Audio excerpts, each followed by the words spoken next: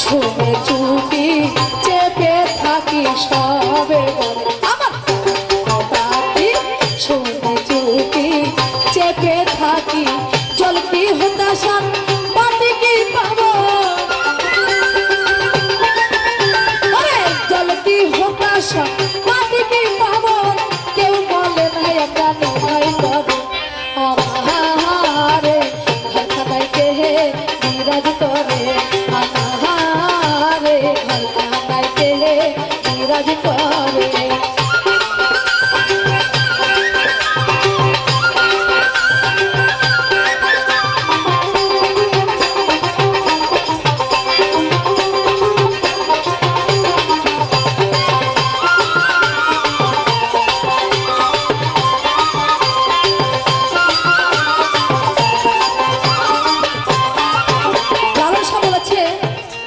যদি কিছু কথা বলে আপনাকে বিরক্ত মনে করবেন, কারণ আমি যে গাচ্ছি যে গানটা আমাদের দেহতত্ত্বের গান গাচ্ছি।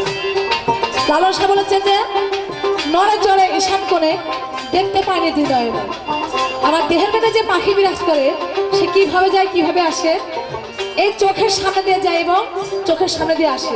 আজ পর্যন্ত আমি অধম পাখি দেখতে পাইনি। যদি কেউ সৌভাগ্যবান ব্যক্তি হয়ে থাকেন হয়তো সে দেখেছেন, আমি আজ পর্যন্ত দেখতে পাইনি। এই ঘরের ভিতরে তিনি বিরাজ করে যাই আসে এই চোখের সামনে দিয়ে আজ পর্যন্ত আমরা দেখতে পাইনি। সবে বলে প্রাণ পাখি শুনে চুপে চেপে থাকি জল কি হতাশান মাটি কি প্লাবন কেউ বলে না একটা নির্ণয় করে। তাই একটি পাখি আমাদের দেহের মধ্যে দিয়ে সৃষ্টিকর্তা পৃথিবীতে পাঠিয়েছে।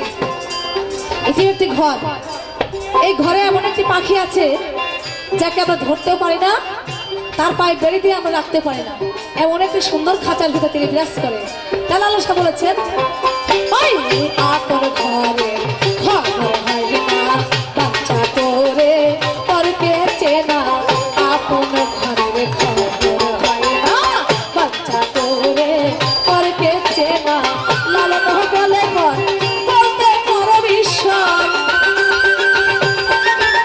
আমার লালন বলে বলতে বড় বিশ্বাস সে তিরু আমি তিরু করে আমারে ঘরখানাইতে বিরাজ করে আমারে ঘরখানাইতে বিরাজ করে।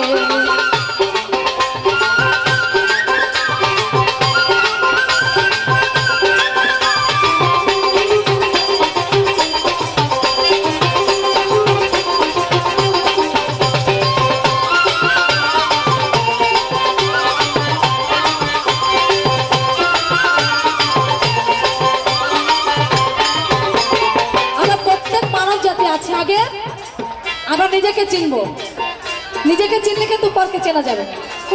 তাই আপন ঘরের খবর আগে নিতে হবে।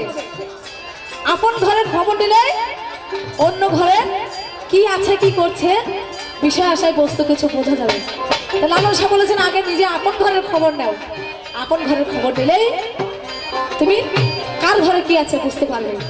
আপন ঘরে যেটা বিরাজ করে একই জিনিস প্রত্যেকটি মানুষের ভিতরে বিরাজ করে, কেউ ভালো কেউ মন্দ, এটা নিয়ে ভালো মন্দ নিয়েই তো দুনিয়া।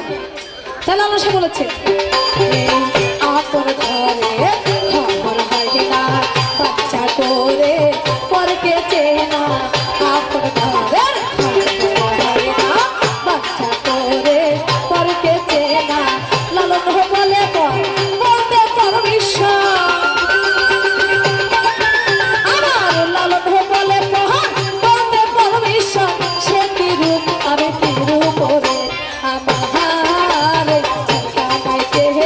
বিরাজ করে আমারে ঘরখানাইতে বিরাজ করে।